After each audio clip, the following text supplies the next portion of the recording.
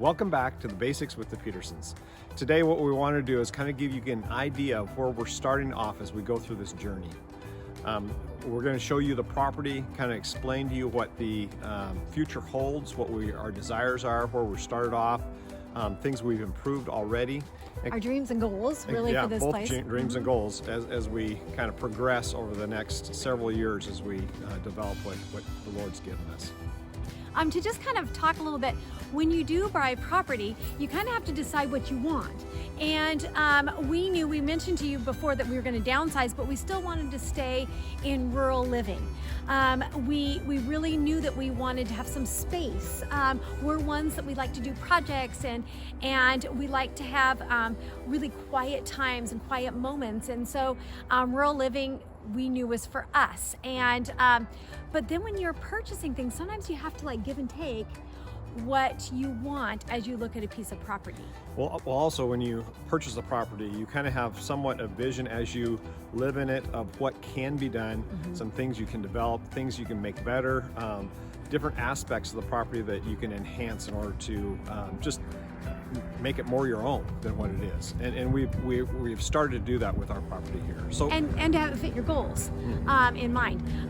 We are going to kind of show you some things. We'll kind of laugh along the way because coming from a different state to a new state with a new environment, a brand new really seasonal structure, and a difference in really exactly what grows. The environment.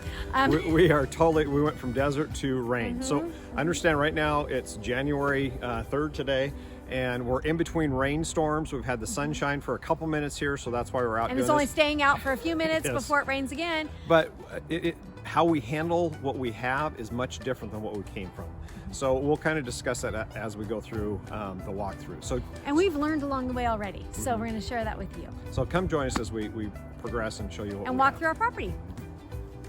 So our property, as we walk out of our house and down the driveway, you can see on the right side we have added this dog.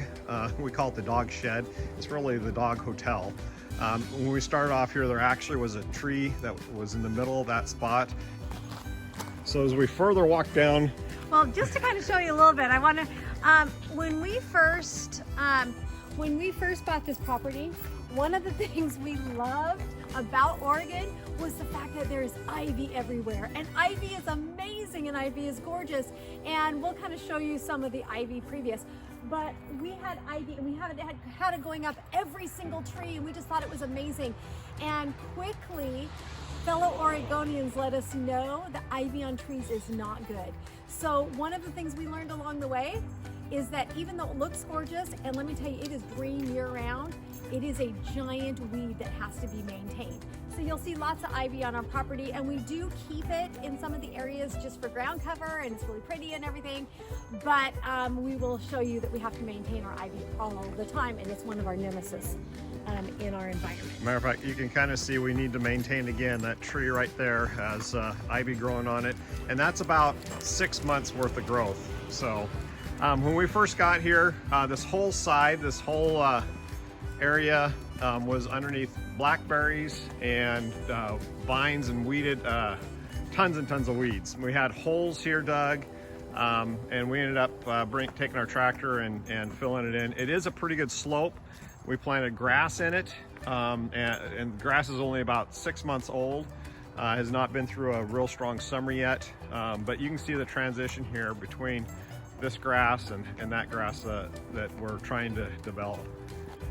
This is our gate. We are in a gated community or gated housing area, just ours and another house that's our neighbors, and that gate will be fixed soon. Well, and that's going to be one of the upcoming, that'll be one of our upcoming episodes. We're totally excited. When we bought this property, the gate was not working, and for some reason in Oregon, everybody has gates. We aren't quite sure why, but anyway, that's one of the things. But our gate did not work. It goes up and down, but only manually. and we've had it looked at. We've had 2 different companies, and we are the basis. We do most of our own work, but there are times when Tim does not have the knowledge and he's not quite sure how to do things, so we do get estimates on different work that we need to have done. The gate is one of them, because we've never been in an area that had a gate. So we are super excited. Before, we've had 2 different people look at it and they've said we needed a whole new gate. They're talking $7,000 to $8,000, and we have an actual viable gate, so we did not want to get rid of the resource that we already have. But we did find somebody who repairs gates and is willing to look at it, and so hopefully by the end of the month we will have a functional gate, and we'll tell you all about it. But we're super excited about our gate. If you look here, the bottom of the ivy where it's at the line there, all the way down into about 3 or 4 feet into the grass area that you'll see there, that used to be full ivy all the way down, and there was rotted stumps underneath there. We had found children's toys, a bunch of stuff that was just underneath it. The ivy literally grew over it. So what we did last year, actually, right before winter, we came in with the tractor with the grapple and ended up literally grabbing a whole bunch of ivy and pulling all that all out. So that's why you see what it looks like right now. I want to introduce our 2 dogs that you'll see in multiple videos. Tia is our German Shepherd. She's about 8.5 years, almost 9 years old. And then this is Fergie.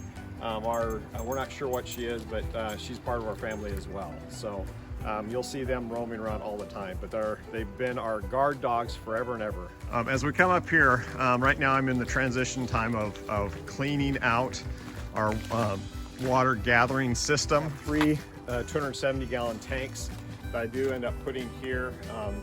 We end up collecting water from roof system, and we'll show you this much more in depth in one of our videos. When they get full, I end up pumping them all the way up to the top of the hill. I will show you those tanks there, but we have another setup where we are able to gravity feed through drip tubes all the flower beds and all the trees and that type of stuff. So this is our rainwater collection system that I'll go into more depth later on. One thing that we've done, I have learned in the world of Oregon where we live, that the soil is very muddy, and to create it's very clay filled. So in order to create roads or create paths, there's 2 basic methods in which I've used and learned and talked to people. I use fabric quite heavily on the narrower paths and paths we have in the yard. And everything that I take the tractor extensively on, what I've done is taken what this is called is pit run. It's very cheap. I have a quarry that is about 3 miles away that I can get at a very decent price. And what I've done, and I've done that here and as well as in front of the tents, you dig down about 8 to 10 inches, pull all that dirt, put pit run on it, and then cover over the top of it with gravel. I usually use 3/4 minus or 1 inch minus, but that's how I make the roads, and that's what you see here in front of the tents. Normally it is a soupy mess down here, but I did that this last year. Fanatic on making sure that whatever equipment, whatever things I have, they last as long as possible. It's very important to maintain, very important to take care of. So in this rainy environment, it's very important for me to have stuff under cover.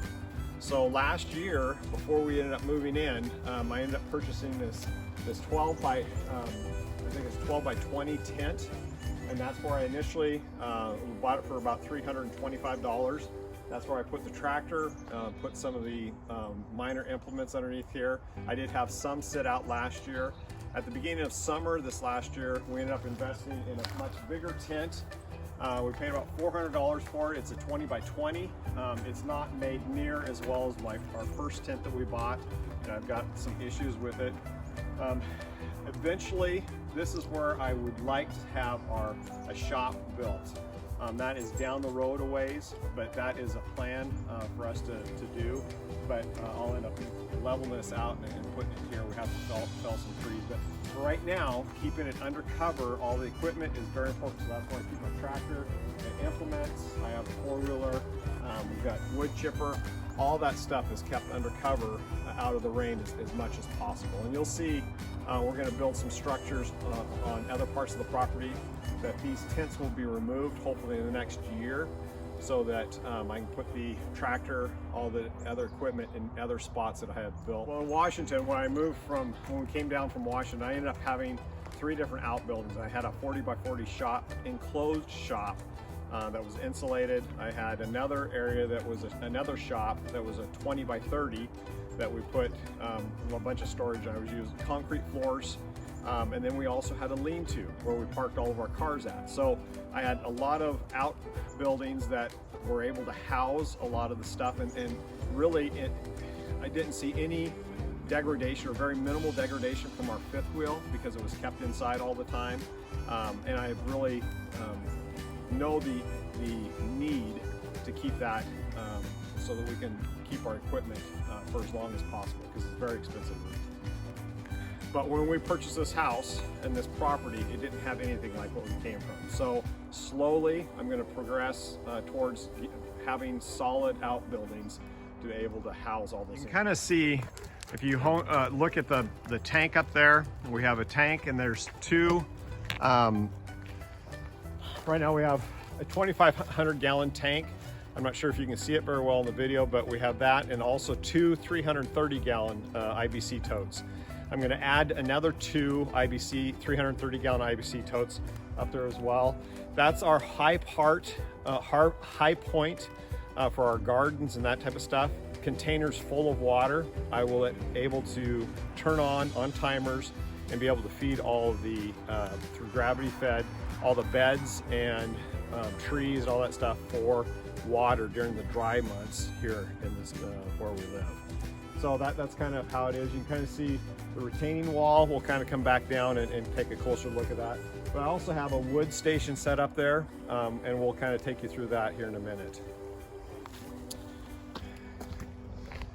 As we walk up the road, you can see on the right side, this right now is kind of our holding area for various products that we use and need on the property. Here is some dirt. It's compost soil that has been very beneficial. That's what we put in our flower beds. We have more to do. So we have pea gravel, round rock, river rock for drainage. And then we also have a really cool, I think it's a chicken coop maybe. We don't know exactly what people use it for. It's old. Now, Tim and I are at odds about this. I think it's adorable, and I think it could be refurbished and totally cute. We could use it for storage. Maybe it could even be like a place for glamping. I don't know. He wants to take this down. This is like the first thing he wants to take down this next spring. But I'm trying to advocate to keep up the cute little chicken coop. I would love to add chickens to our rural living. And we've gone back and forth. We have raised turkeys before. We've not raised chickens, but we raised turkeys, and we're talking about those as well. But this is something that we're discussing, and I'm thinking it's worthy of keeping it on our property. But we'll see. In this area, we just felled 4 different trees here. I had a major leaner oak tree that we might be able to put in some footage at this point in time, but as well as some other Douglas fir little trees that end up felling. But I'm going to dig out these stumps, and we'll end up putting a 20 by 30 kind of standalone lean-to type structure here. And this will actually be where I end up storing my tractor, the implements, the four-wheeler, that type of stuff will all be put into this spot instead of underneath the tent. So that's what this future site is going to be right here. I might put some sides, 3-side it, so that keep out some of the rain as it kind of blows in and that type of stuff. But this is where it's going to eventually be. There are, I call this the orchard. There are actually 9 different trees here. We've got a peach tree, a couple pear trees, some apple trees. We're going to put in more apple trees because we do a lot of drying of the fruit and put it in bags to eat later. But this is where I'll end up eventually having a drip tube system to each tree to help them grow and become. But this is what I call the orchard, which is really not an orchard. But it is for right now. So this area here is my basically firewood area station. I've kind of got it set up so that I've got several places to put wood. I've got to develop more, but right now we're at the very beginning stages of really cutting firewood. Really what we've used the firewood for so far is to basically support people that are in need of firewood, that can't afford it, that type of thing. And that's kind of the direction I'm going to go. Our house, we do not burn wood outside of, we do have 2 pellet stoves. So we do use pellets, but I don't have any wood burning stoves. Eventually, if I build a shop, or when I build the shop, we'll put a wood burner in there. Basically how it's set up here is I've got a couple places for a decent amount of storage for the amount of wood that I'm planning on doing. I've got a spot here to put all the wood. I've got cut my wood in 16-inch sections, so I've got spots here for it, spots behind me over here for it, and then we have a fire pit as well. So for the fire pit wood, we don't burn through near as much, and I use all the junk wood for that. Underneath this white spot right here, this is where I keep our firewood. I have currently 2 IBC tote crates, basically the structures outside the IBC totes that I'm using. I'm going to increase that to probably 3 or 4 more, and I will end up, the tractor can move these very easily with it, and then I use this as a cover. But I also have underneath the tarp here, I have set up the wood splitter. Over here, if this is a little bit closer look of the 2,500 gallon tank, and then the IBC 330 gallon IBC totes that I end up pumping up. And here I haven't got it all set up yet. The 2,500 gallon tank is new as of about 3 months ago. I have to plumb all of that, which is yet to come. You'll get to go through that wonderful process with me. So it's totally exciting. This year we put in 5 raised gardens. Tim keeps saying they're raised flower beds, but they're not. They're raised gardens. We're not raising flowers at all in them. Only in Oregon. I have lettuce and spinach still coming up in January, which is totally exciting. They don't look great right now, of course, because it's January, but up here is basically where we've had strawberries. We have a lot of our lettuces, broccoli, all different things. We're going to be adding actually 2 more beds here this spring, so you'll get to see that.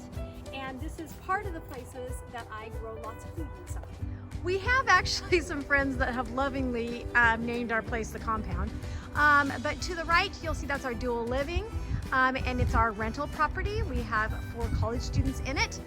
The really slanted with the slider door that you can see, we put in, actually, and we'll show it to you at some point, we put in a full weight room. And I think at one point it was maybe a greenhouse, and we're going to be putting in a greenhouse, and you might think, well, why didn't you just keep that as greenhouse? But they had taken and they'd made a solid roof to it, so it didn't get a ton of light, and it really wasn't going to function well as a greenhouse. We were going to have to do quite a bit of work to it in order to make it happen. And as well as that, it didn't have good ventilation, and already there was some degradation that I had to do some repairs on as far as the structure goes. So, college-age students, yes. Weight rooms are popular. So over a Christmas break, we ended up transforming that greenhouse into a weight room.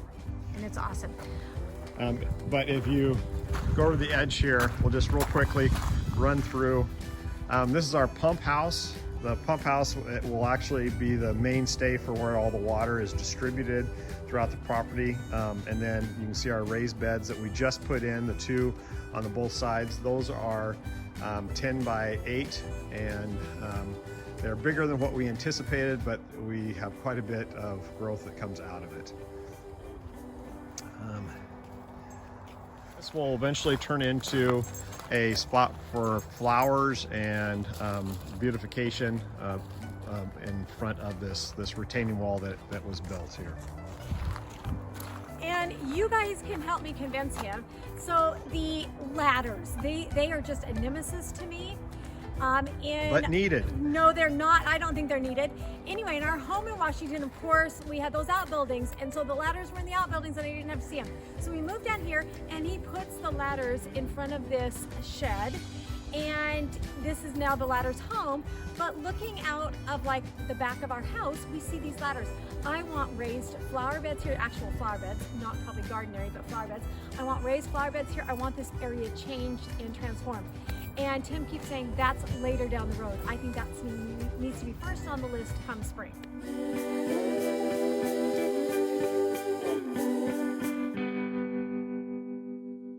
So, to end this video, we want to kind of show you our dream area in our property.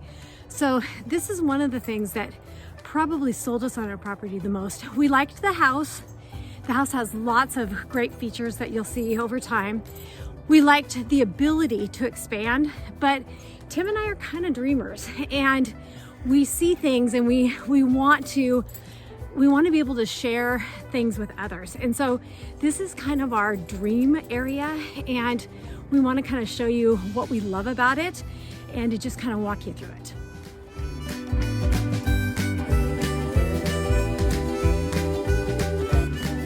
And we were probably in this home, probably a few weeks.